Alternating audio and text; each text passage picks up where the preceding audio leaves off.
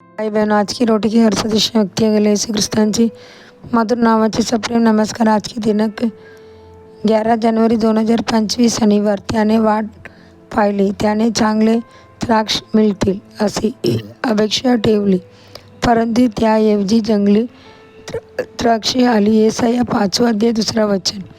मालीला त्यांची बागेतील झेंड्याबाबत अपेक्षा असते. तो त्याने फुलताना, वाढताना आणि फळ देताना पाहू इच्छितो. तो त्याने सुगंध पसरवताना आणि चांगली फळे आणताना पाहू इच्छितो. पण सर्वात महत्त्वाचे म्हणजे तो झाडाकडून चांगली फळे येण्याची अपेक्षा करतो. परमेश्वर तो आहे ज्याने द्राक्ष मला तयार केला, दगड काढून टाकले, उत्तम द्राक्षलता लावली, मध्यभागी मनोरा बांधला आणि द्राक्षफळाची प्रक्रिया करण्यासाठी जागा तयार केली. आणि त्यांची एकमेव अपेक्षा म्हणजे द्राक्षलतेने चांगली द्राक्षे द्यावीत. परमेश्वराने आपल्या भल्यासाठी आणि उन्नतीसाठी हजारो चांगल्या गोष्टी केल्या आहेत आणि त्यांची एकच अपेक्षा आहे की आपण त्याला चांगली फळे द्यावीत, त्याला संतुष्ट करावे, त्याचे स्तुतिगान करावे आणि त्यांच्या मार्गाने चालावे. राजा दावीद म्हणतो, परमेश्वराने माझ्यावर केलेल्या सर्व उपकारासाठी मी त्याला काय परत देऊ? मी तारण्याची त्याला उचलेन आणि परमेश्वराचे नाव घेईन. स्तोत्र 116 अध्याय 12 आणि 13 वचन.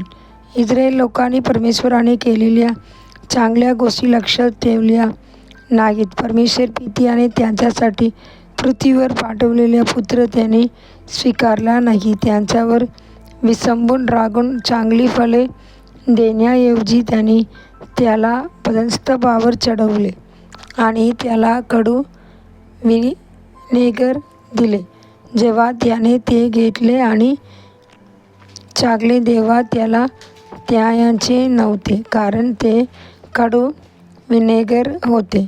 कडू फळे होती. कडू फळे पाहून परमेश्वराने शोक केला. मी माझ्या द्राक्षमळ्याला जे काही करायला हवे होते ते सर्व काही केले आहे. मग मी चांगली द्राक्ष अपेक्षित असताना चांगली द्राक्ष की आली? येसाया अध्याय 5 4 वचन. तो दुःखी होऊन म्हणतो, मी तुला उत्तम बराराची उच्च प्रतीची वसवेल लावली होती, मग तू माझ्यासमोर चांगली वसवले कशी बनलीस?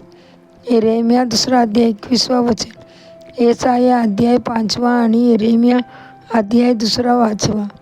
या दोन्ही विभागात परमेश्वराने तयार केलेल्या द्राक्षमळ्याबद्दल चर्चा आहे. माझ्या लोकांनी 2 पापे केली आहेत. त्यांनी मला जीवित पाण्याची शोध सोडून दिले आहे आणि स्वतःसाठी बघण टाक्या खोदल्या आहेत, ज्या पाणी धरण्यास अयोग्य आहेत. यिर्मया 2 अध्याय 13 वचन.